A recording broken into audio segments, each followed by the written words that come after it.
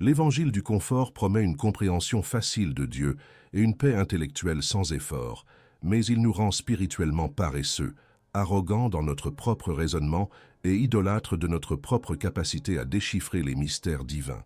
La théologie rigoureuse de Charles Spurgeon nous reconduit à la vérité, souvent inconfortable.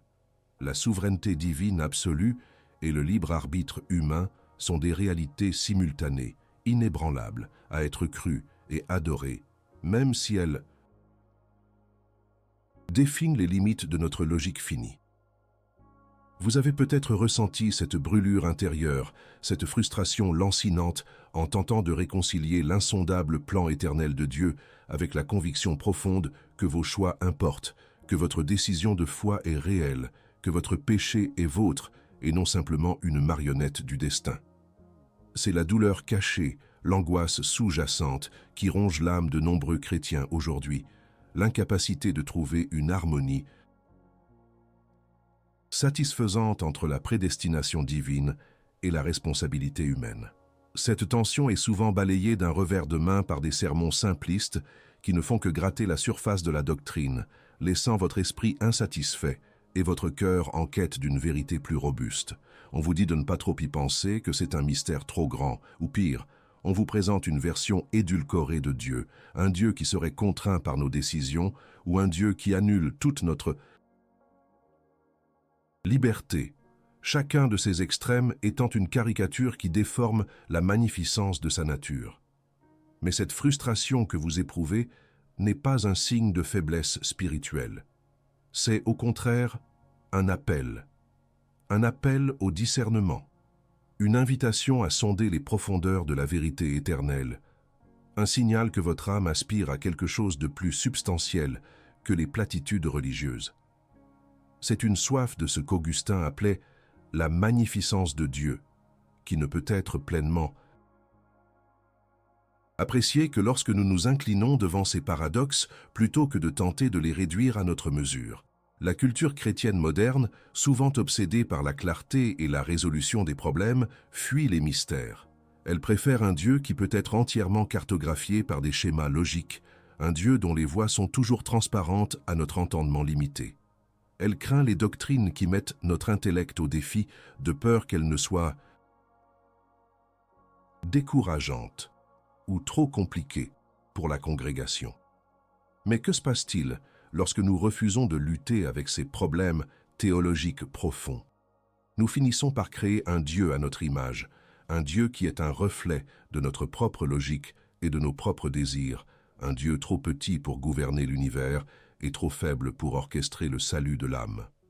Nous perdons le sens de la crainte révérentielle, la majesté du Tout-Puissant dont les pensées sont aussi hautes au-dessus des nôtres que les cieux le sont au-dessus de la terre. Spurgeon, le prince des prédicateurs, ne craignait pas ces antinomies. Il les embrassait, les prêchait avec une ferveur qui déconcertait ses contemporains et défiait les classifications théologiques faciles. Il a compris que la vraie piété ne consiste pas à résoudre tous les mystères de Dieu, mais à les adorer dans une humble soumission. L'ennemi commun que nous affrontons ici n'est pas seulement l'ignorance, mais une forme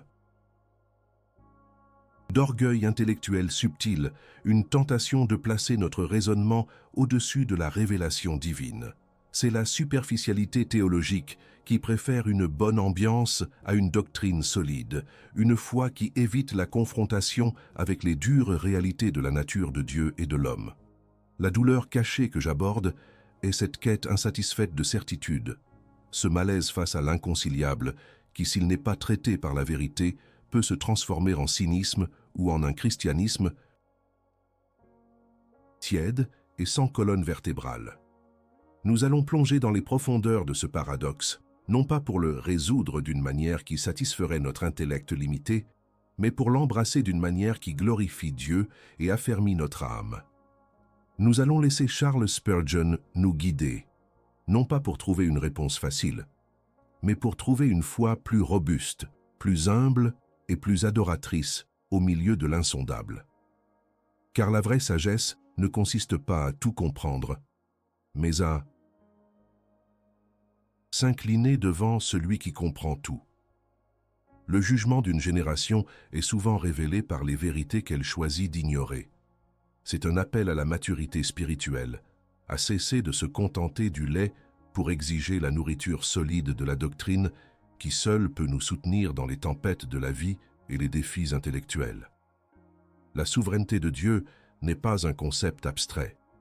Elle est l'armature de notre foi, le roc sur lequel repose toute notre espérance éternelle. Mais avant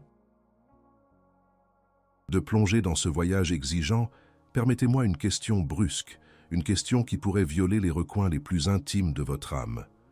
Imaginez que votre lutte incessante pour concilier pleinement le libre arbitre humain et la souveraineté divine ne soit pas un échec de votre intellect, mais une révélation stupéfiante de la grandeur de Dieu que vous n'avez pas encore osé accepter dans toute sa majesté. Est-ce que cette perspective, cette nouvelle façon d'encadrer votre frustration, vous libère-t-elle finalement du fardeau de la compréhension parfaite ou au contraire, vous met-elle au défi de manière si profonde qu'elle expose votre réticence à adorer ce qui dépasse votre raison? Commentez par un mot ou une phrase, sans masque, liberté ou défi, et dites-nous ce que cette interrogation révèle en vous. Veuve. Atto 1. L'énigme qui tourmente l'âme.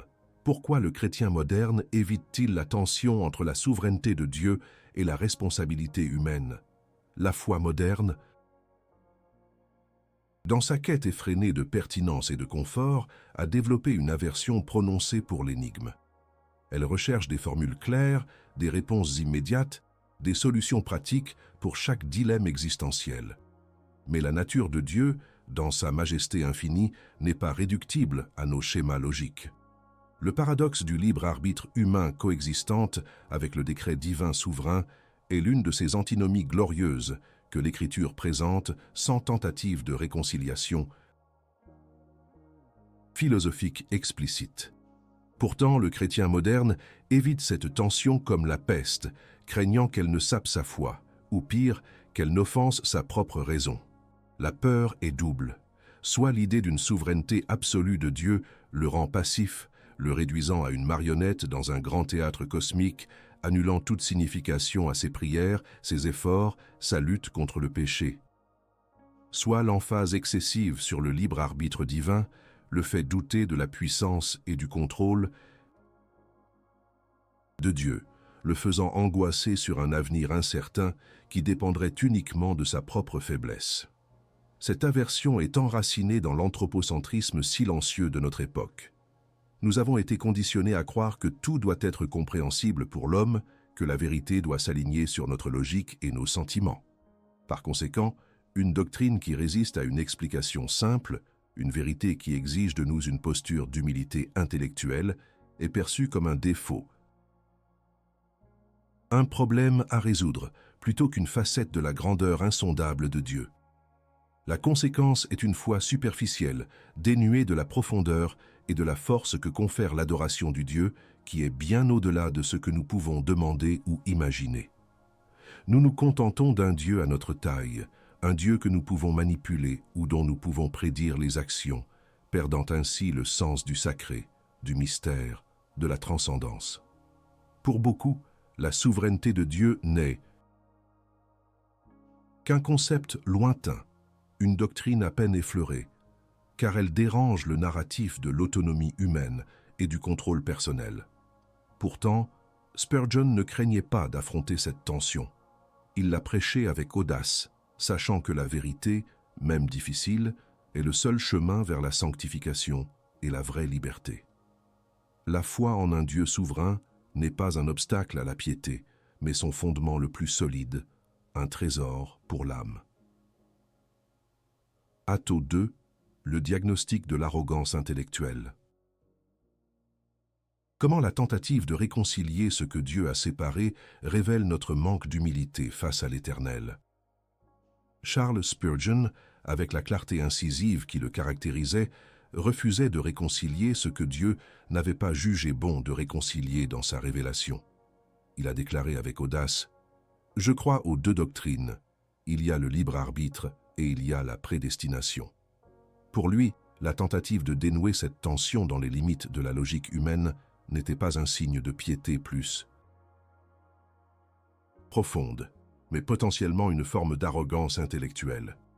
C'est l'orgueil de la raison qui pense pouvoir enfermer l'infini dans ses petites boîtes, de circonscrire l'éternel à ses catégories limitées. Lorsque nous insistons pour résoudre ce paradoxe à tout prix, nous finissons par sacrifier une vérité sur l'autel de notre propre compréhension. Soit nous diminuons la souveraineté de Dieu pour faire de la place à une autonomie humaine absolue qui le relègue au rang d'observateur passif, soit nous réduisons l'homme à un robot moralement irresponsable, niant ainsi sa dignité et l'authenticité de son péché. Le diagnostic est clair. Cette incapacité à embrasser l'antinomie divine n'est pas un simple problème intellectuel, mais une manifestation de notre réticence à nous incliner pleinement devant la majesté de Dieu. C'est un symptôme de la dépravation humaine qui cherche à contrôler, même dans le domaine de la théologie. Nous voulons un Dieu que nous pouvons expliquer, un Dieu dont les actions sont toujours prévisibles selon nos catégories. Mais un tel Dieu n'est pas le Dieu de la Bible. Le Dieu de l'Écriture est un Dieu dont les chemins sont impénétrables, dont les jugements sont insondables et dont les décrets sont immuables. C'est une vérité qui doit nous pousser à l'adoration, non à l'argumentation. Lorsque Spurgeon prêchait la souveraineté de Dieu, il le faisait non pas pour semer la confusion, mais pour élever nos âmes vers un Dieu si grand qu'il échappe à nos tentatives de le domestiquer. La vérité ici est que notre rôle est de croire ce que Dieu a révélé, même si nous ne pouvons pas le synthétiser pleinement dans notre entendement actuel. Le trésor d'une foi mature réside précisément dans cette soumission. Atto 3. La profondeur abyssale du si seulement. L'idolâtrie du contrôle et le refus de confier son destin à une providence souveraine qui ordonne chaque instant. Le rejet ou la minimisation de la souveraineté de Dieu ou du libre arbitre de l'homme mène inévitablement à des abîmes de désespoir ou d'orgueil. Si Dieu n'est pas souverain dans tous les détails de la vie, si nos choix peuvent réellement déjouer son plan éternel, alors si seulement devient le cri de l'âme angoissée. Si seulement j'avais fait un autre choix, si seulement j'avais prié plus fort, si seulement j'avais eu plus de foi, alors peut-être que les choses auraient été différentes. Cela conduit à l'idolâtrie du contrôle, où nous nous imaginons être les maîtres ultimes de notre destin, plaçant un fardeau insupportable sur nos propres épaules. Cette vision déformée du libre arbitre nous pousse à nous fier à notre propre force, à notre propre sagesse, et à devenir anxieux face à l'avenir, car tout dépend de notre performance imparfaite. D'autre part, la négation du libre arbitre de l'homme au profit d'une souveraineté divine mal comprise peut conduire au fatalisme. Si tous les événements sont si rigidement prédéterminés que nos choix n'ont aucune conséquence réelle, alors l'évangélisation perd son urgence, la lutte contre le péché devient futile et la prière une simple récitation sans substance. Le « si seulement » se transforme en un murmure d'indifférence. Dans les deux cas, nous avons échoué à embrasser la plénitude de la vérité. Nous avons refusé de confier notre destin à une providence souveraine qui, tout en ordonnant chaque instant, nous tient également pour responsables de nos actions. Le péché de l'incrédulité et de la rébellion est réel, et il est le nôtre. Mais la grâce qui sauve est aussi réelle, et elle est le don souverain de Dieu. La véritable prospérité divine, celle de l'âme, est trouvée lorsque nous nous reposons dans cette tension, confiant que Dieu est juste dans sa souveraineté et que nous sommes justes dans notre responsabilité. Le trésor du chrétien n'est pas une compréhension facile, mais une confiance inébranlable en un Dieu insondable. Atto 4. L'appel à l'abandon radical. Comment l'acceptation de l'antinomie divine est le seul chemin vers une foi profonde et une véritable paix de l'âme.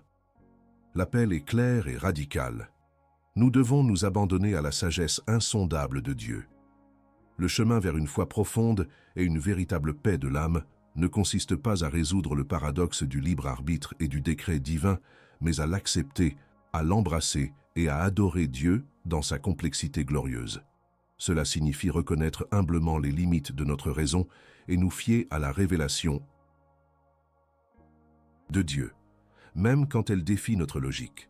C'est le Saint-Esprit qui nous guide dans toute vérité, et c'est par lui que nous pouvons percevoir la magnificence de Dieu dans ses tensions. Spurgeon nous a montré la voie. Prêcher la souveraineté de Dieu avec audace, affirmant qu'elle est la source de notre réconfort et de notre sécurité éternelle. Prêcher le libre arbitre de l'homme avec une ferveur égale, exhortant les pécheurs à se repentir et à croire, sachant qu'ils sont pleinement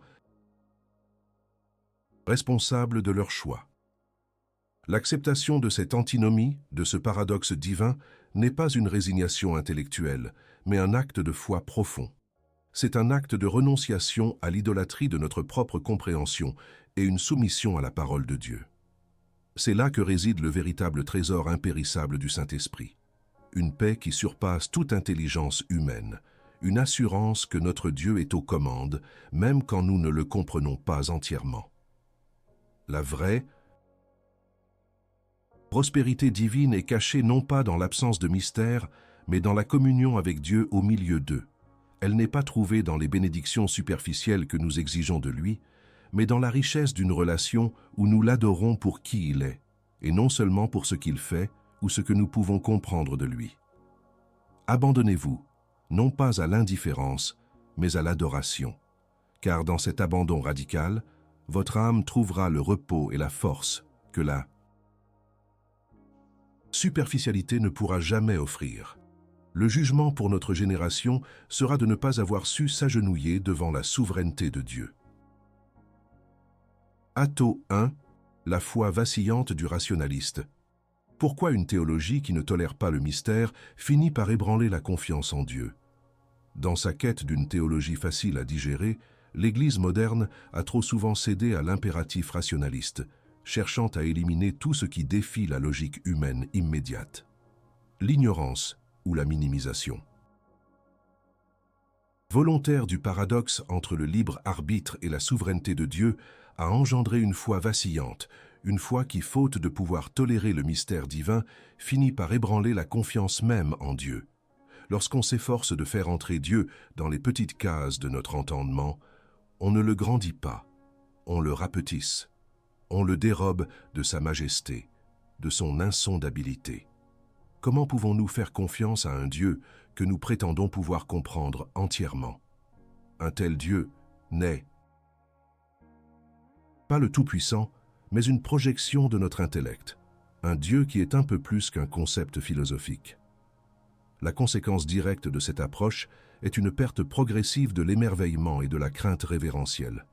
Le culte devient superficiel, dépourvu de la profondeur et de l'humilité qu'inspire la contemplation d'un Dieu dont les voies sont inescrutables. La foi, au lieu d'être un acte de confiance aveugle en la sagesse divine, se transforme en un exercice intellectuel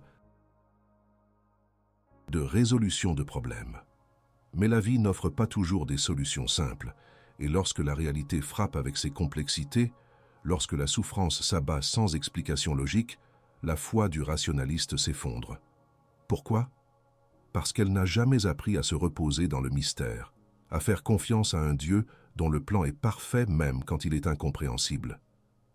Cette foi est fragile, car elle est bâtie sur la compréhension humaine plutôt que sur la vérité souveraine de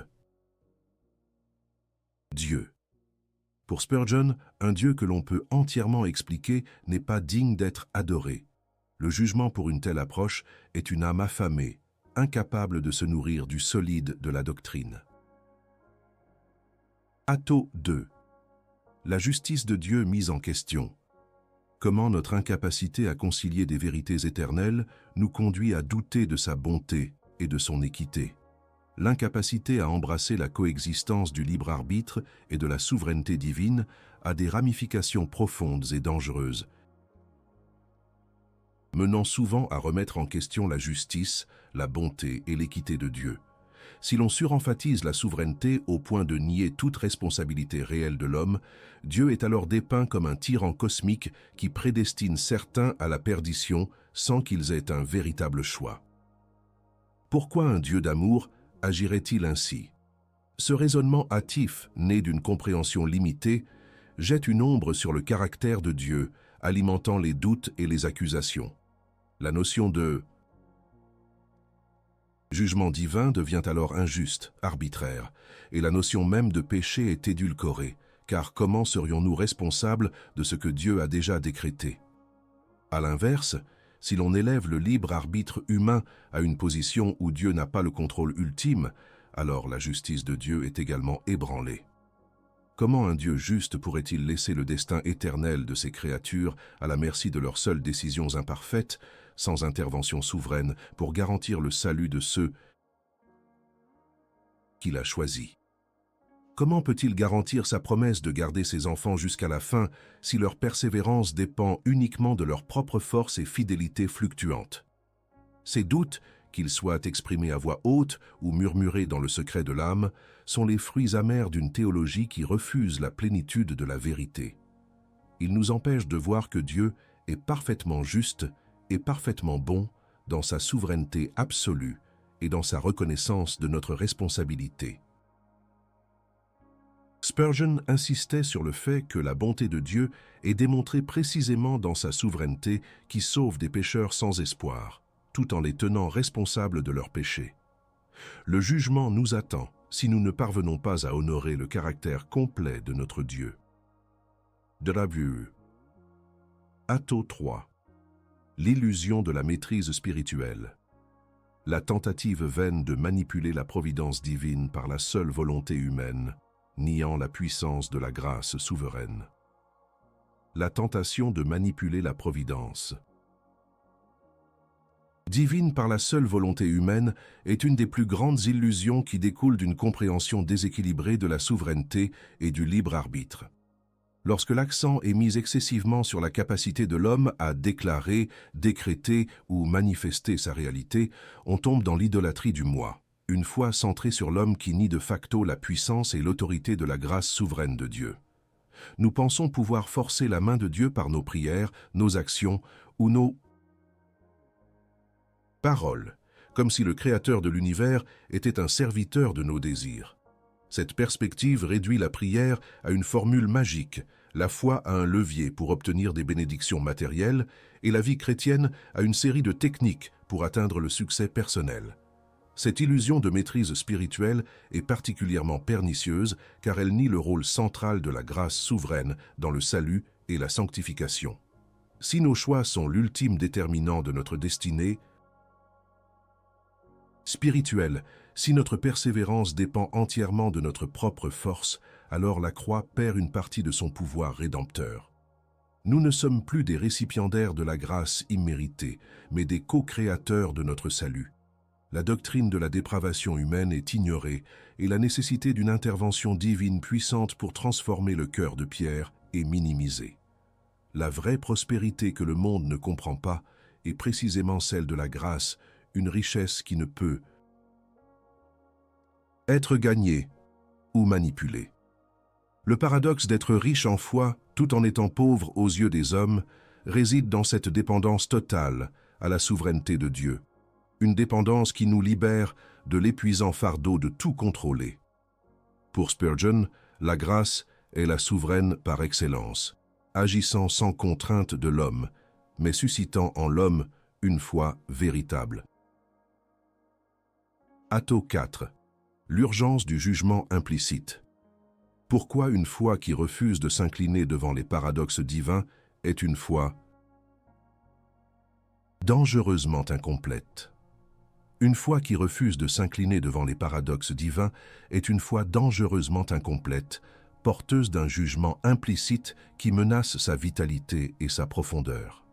Ce jugement n'est pas nécessairement une condamnation éternelle, mais plutôt une stérilité spirituelle, un manque de puissance, une incapacité à résister aux assauts de l'hérésie et du doute.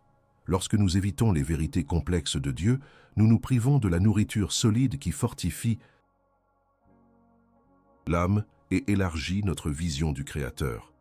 Nous restons des enfants spirituels, incapables de manier l'épée de la vérité avec compétence, vulnérables à toutes sortes d'enseignements erronés qui nous promettent des réponses faciles et une vie sans défi. Le péché de l'orgueil intellectuel nous aveugle à la plénitude de Dieu. L'urgence de ce jugement réside dans le fait que les paradoxes divins ne sont pas des obstacles, mais des invitations à une adoration plus profonde. Ignorer ces vérités, c'est ignorer une partie de la révélation de Dieu, c'est refuser de connaître Dieu tel qu'il est réellement. C'est se contenter d'une image domestiquée du Tout-Puissant, une image qui ne peut soutenir l'âme dans les tempêtes de la vie, ni lui donner le courage d'affronter les dures réalités de l'existence. La foi qui s'incline devant ces paradoxes, au contraire, est une foi qui grandit en robustesse et en résilience. Elle trouve sa paix non pas dans la compréhension exhaustive, mais dans la confiance absolue. Elle reconnaît que la grandeur de Dieu ne se limite pas à ce que nous pouvons saisir, mais s'étend bien au-delà. Le Saint-Esprit est donné pour nous révéler ces vérités, non pour nous les simplifier à outrance. L'Éternel est trop grand pour être enfermé dans une seule formule. Pour Spurgeon, l'acceptation de ces vérités, même dans leur tension, était la marque d'une âme véritablement soumise à Dieu, un trésor pour les âmes assoiffées de la vérité de la parole. Si votre âme a lutté avec la confrontation de ces vérités, reconnaissant qu'il y a eu des moments où l'orgueil intellectuel a tenté de dominer votre foi, alors ne restez pas silencieux. Écrivez « Mystère divin » dans les commentaires ci-dessous. C'est l'uppercut, l'admission publique nécessaire, le premier pas vers une humilité qui vous permettra d'embrasser l'incompréhensible et de laisser Dieu être Dieu dans toute sa magnificence. Ne manquez pas cette opportunité de déclarer votre soumission à la vérité qui dépasse toute intelligence. Votre admission est une victoire. Dagubu, Atto 1. L'humilité face au divin. Reconnaître les limites de la raison humaine et la grandeur insurmontable de Dieu. Le chemin radical vers une foi robuste et mature commence par un acte fondamental d'humilité intellectuelle. C'est la reconnaissance franche et sans équivoque des limites intrinsèques de la raison humaine face à la grandeur insurmontable et à l'insondabilité de Dieu. L'Éternel n'est pas un problème de logique à résoudre, mais un être infini à adorer. Tant que nous persistons à vouloir réduire sa souveraineté et notre libre arbitre à une équation mathématique parfaite, nous échouerons. L'approche de Charles Spurgeon était celle d'une humilité audacieuse. Prêcher la plénitude de la révélation, même là où elle défie nos tentatives de réconciliation systématique. Il refusait de choisir un camp entre deux vérités bibliques simplement parce que notre esprit borné ne pouvait pas les contenir toutes les deux simultanément. Il voyait cela comme une faiblesse de l'homme, non de Dieu. Cette humilité n'est pas un aveu de paresse intellectuelle, mais un acte de piété profonde. Elle nous libère du fardeau écrasant de devoir tout comprendre avant de pouvoir croire. Elle nous permet de nous reposer dans la certitude que Dieu, dans sa sagesse parfaite, a unifié ces vérités, même si leur point de rencontre nous échappe. C'est une invitation à la confiance, à faire confiance à celui qui nous a créés et qui connaît le début et la fin, à faire confiance à sa vérité même quand elle nous déconcerte. Le jugement attend ceux qui, par orgueil, préfèrent rejeter une partie de la parole de Dieu plutôt que de s'agenouiller devant son mystère. En reconnaissant que les choses cachées sont à l'Éternel notre Dieu, nous nous ouvrons à une adoration plus profonde et plus authentique, une adoration qui célèbre sa grandeur plutôt que de contester ses voies. C'est le premier pas pour accumuler le trésor de la sagesse divine dans notre âme. Dogubukwa. Atto 2. La croix comme point d'équilibre. Comment le sacrifice de Christ révèle simultanément la souveraineté de Dieu dans la rédemption et la responsabilité de l'homme à y répondre par la foi. La croix de Christ est le point d'équilibre sublime, le théâtre divin où la souveraineté de Dieu et la responsabilité humaine se rencontrent dans une harmonie à la fois terrible et glorieuse. Sur la croix, nous voyons la souveraineté de Dieu manifestée dans son plan éternel de salut. Il a décrété avant la fondation du monde que Christ serait la rançon pour beaucoup. L'apôtre Pierre nous dit que Jésus a été livré selon le dessein arrêté et la prescience de Dieu, Acte 2, 23. Le péché de l'humanité, aussi horrible fût-il, n'a jamais pris Dieu par surprise. Il a été orchestré par sa providence souveraine pour accomplir le plus grand acte d'amour et de rédemption. La croix n'est pas un plan B, mais le couronnement du plan éternel de Dieu. Pourtant, la croix révèle également la pleine responsabilité de l'homme. Ce sont des hommes, par leurs choix libres et pécheurs, qui ont crucifié le Seigneur de gloire. Pilate, Hérode, le peuple de Jérusalem, tous ont agi selon leur propre volonté coupable, et pourtant, ils ont accompli ce que la main et le conseil de Dieu avaient déjà déterminé. Et aujourd'hui encore, la croix est présentée à chaque homme et à chaque femme comme un appel. C'est un appel à se repentir de son péché, à exercer sa foi en Christ seul pour le salut. Cette réponse est un acte de volonté, une décision personnelle que l'Écriture ne minimise jamais. Le Saint-Esprit, par sa grâce irrésistible, ouvre les yeux et attire les cœurs, mais l'homme doit encore répondre. Pour Spurgeon, la prédication de la croix ne consistait pas à réconcilier théoriquement ces deux vérités, mais à les proclamer toutes deux avec une force égale, permettant au Saint-Esprit d'opérer dans les cœurs. La croix est le trésor le plus précieux de la foi, le lieu où la grâce souveraine et la responsabilité humaine s'embrassent dans le grand mystère du salut. Le jugement pour notre âme serait de ne pas comprendre la profondeur de ce don. W. Atto 3. La vie sanctifiée sous le double règne. Cultiver une obéissance fervente, née de la gratitude pour la souveraineté de Dieu et de la conviction de notre responsabilité éternelle. Embrasser le paradoxe du libre arbitre et de la souveraineté divine a des implications profondes pour la vie sanctifiée. Cela nous appelle à cultiver une obéissance fervente, une obéissance qui n'est ni fataliste ni arrogante, mais née d'une double motivation puissante. D'une part, notre obéissance est alimentée par une gratitude débordante pour la souveraineté de Dieu. Savoir que notre salut, notre persévérance et notre destinée éternelle ne dépendent pas de nos propres forces vacillantes, mais de la main inébranlable et fidèle de Dieu, nous libère d'un fardeau insupportable. Cela nous pousse à l'aimer, à le servir et à nous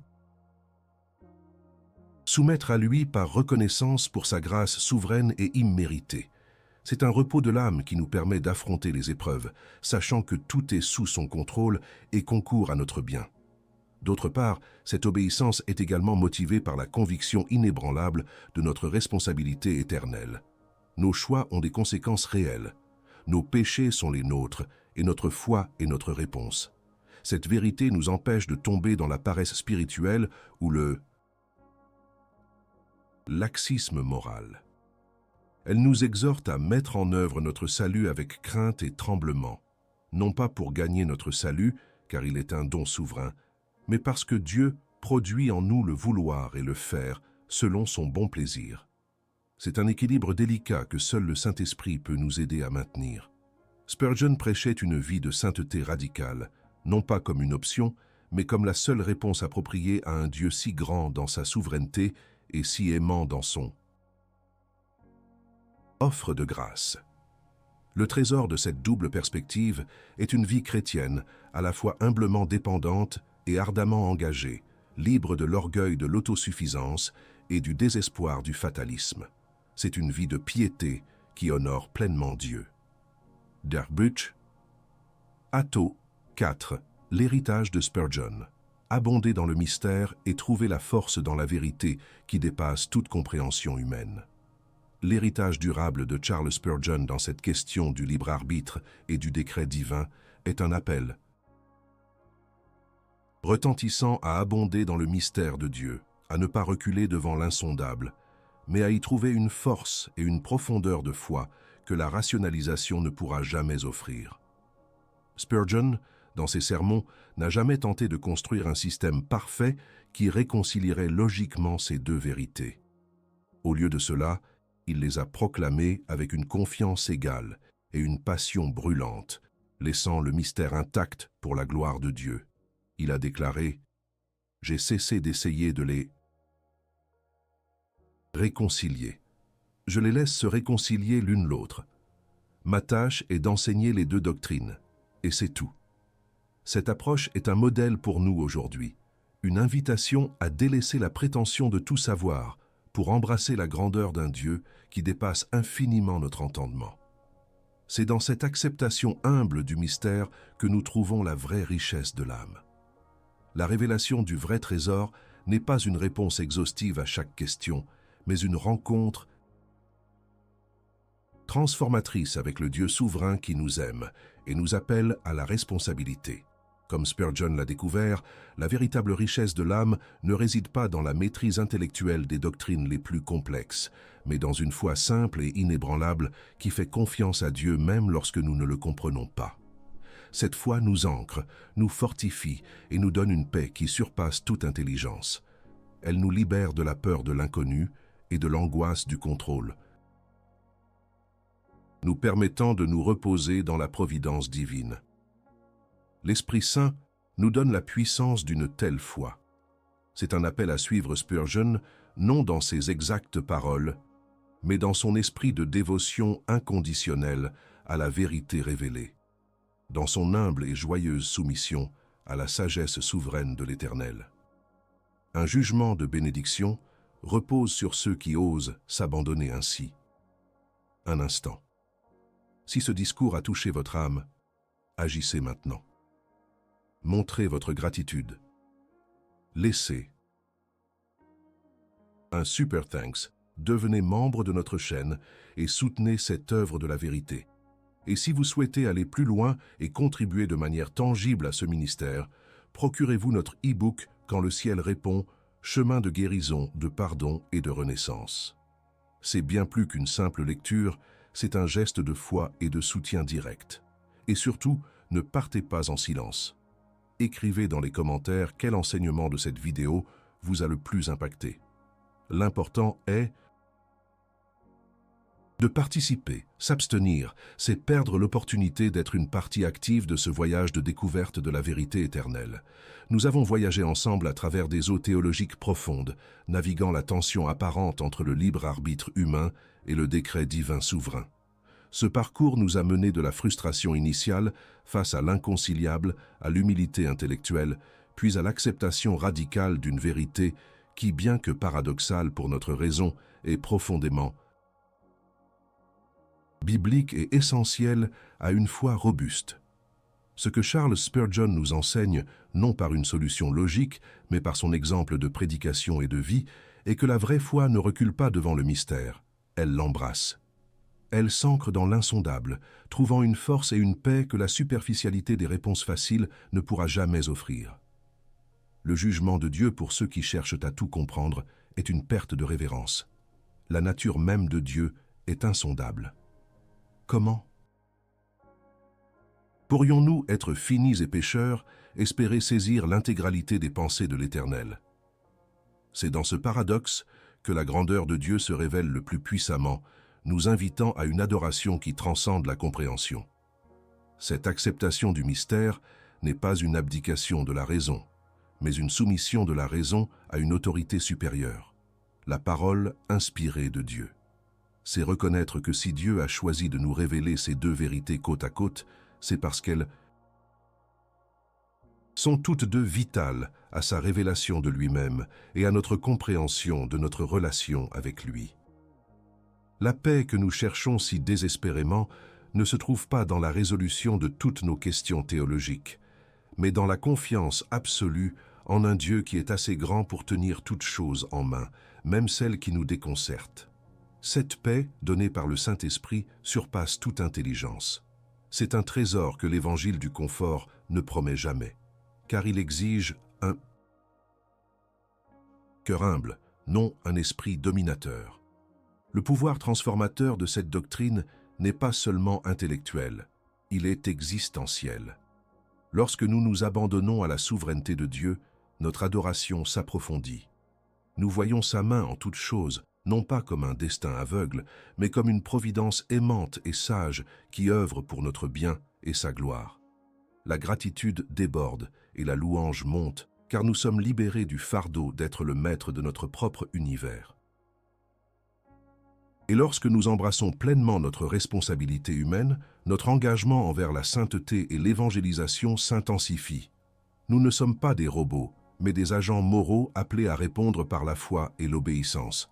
Cette double perspective nous pousse à prier avec ferveur, à témoigner avec courage, à lutter contre le péché avec détermination, sachant que nos efforts sont à la fois habilités par la grâce souveraine et significatifs dans le plan éternel. C'est là que réside le véritable trésor du chrétien, non pas dans une foi qui ne rencontre aucune difficulté intellectuelle, mais dans une foi qui prospère au milieu d'elle, une foi qui est suffisamment robuste pour s'incliner devant l'insondable. Ce trésor n'est pas fait de réponses faciles, mais d'une confiance inébranlable en la sagesse de l'Éternel. La doctrine de la souveraineté de Dieu et du libre arbitre humain est un aliment solide, conçu pour fortifier l'âme, non pour la flatter. Elle nous appelle à la maturité spirituelle, à cesser d'exiger que Dieu se conforme à nos attentes et à commencer à nous conformer à sa révélation.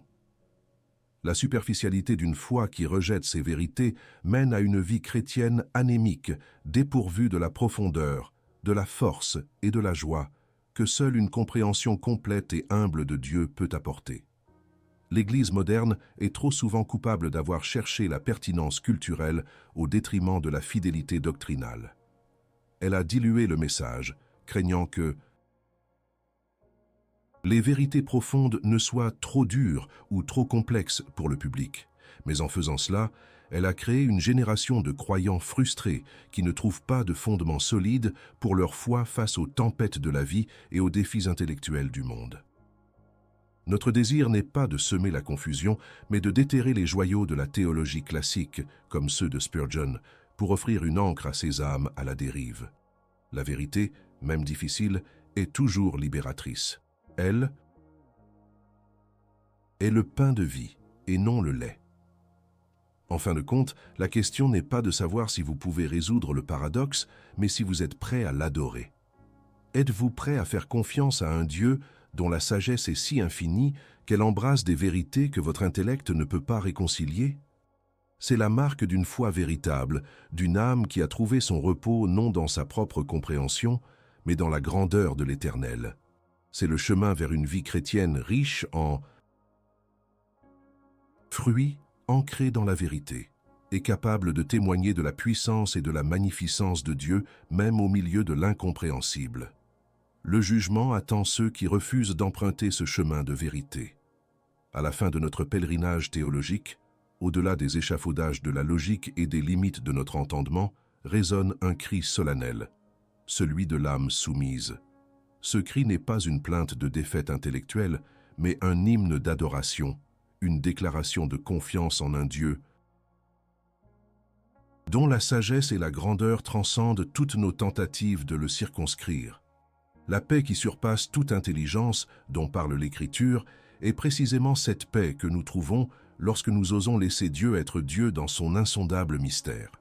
C'est une paix qui ne dépend pas de notre capacité à tout comprendre, mais de notre humble et joyeuse acceptation de sa vérité révélée. Rejeter le paradoxe entre le libre arbitre et la souveraineté de Dieu, c'est se priver d'une dimension essentielle de la connaissance de l'Éternel. C'est rétrécir notre adoration et amoindrir notre vision de sa gloire. Les conséquences éternelles d'une telle omission sont profondes. Une foi superficielle qui ne peut soutenir les chocs de la vie, une prière vidée de sa substance véritable, une évangélisation sans la conviction ardente de la grâce souveraine. Mais l'embrasser, c'est ouvrir notre âme à un trésor inestimable, une compréhension plus profonde de la dépravation humaine, de la nécessité absolue de la grâce de Dieu et de la pleine responsabilité qui nous incombe de répondre à son appel. C'est un appel à vivre une vie où la peur de l'inconnu est remplacée par la confiance en l'omniscient, où l'angoisse du contrôle est transformée en repos dans la providence. c'est la marque des âmes matures qui ne fuient pas les vérités difficiles, mais les sondent avec révérence, sachant qu'elles conduisent à une intimité plus profonde avec le Créateur. Puissions-nous, à l'instar des géants de la foi comme Spurgeon, oser nous tenir au bord de l'abîme du mystère divin, non pas pour y chercher des réponses faciles, mais pour y trouver un Dieu si grand qu'il défie toute explication, et si bon qu'il mérite toute notre confiance. C'est dans ce cri de soumission que notre âme trouve sa véritable liberté, son but éternel et sa plus grande joie. Que le Saint-Esprit grave cette vérité inébranlable dans le marbre de vos cœurs, pour la gloire de Dieu seul. Arrêtez un instant. Si cette vérité a percé le voile de vos certitudes, si ce message a remué les profondeurs de votre âme, alors agissez maintenant. Votre silence ne témoigne d'aucune victoire ici. Montrez votre gratitude et votre soutien à ce ministère qui ose déterrer les vérités exigeantes de la parole. Laissez un super thanks ou rejoignez notre communauté en devenant membre de la chaîne. Votre engagement est un acte de foi, un pas vers la nourriture solide.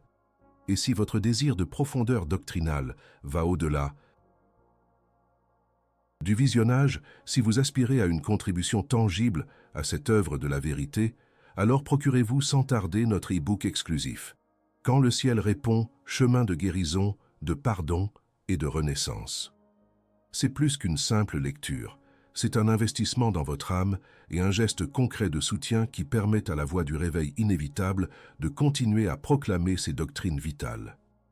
C'est une marque de votre adhésion à un christianisme qui ne recule pas devant la confrontation. Mais surtout, ne partez pas en silence. Votre opinion, votre réflexion, votre confrontation avec ce que vous avez entendu est cruciale. Écrivez dans les commentaires ci-dessous quel enseignement de cette vidéo, si exigeant soit-il, a le plus profondément impacté votre perception du libre arbitre, de la souveraineté ou de la nature insondable de Dieu. L'important est de participer, de graver votre engagement dans le forum public. Car s'abstenir de réagir, c'est refuser de prendre part à cette bataille pour la vérité, c'est perdre l'opportunité d'affirmer votre adhésion à une foi qui ose embrasser les paradoxes divins. Votre commentaire est un témoignage. Ne vous taisez pas.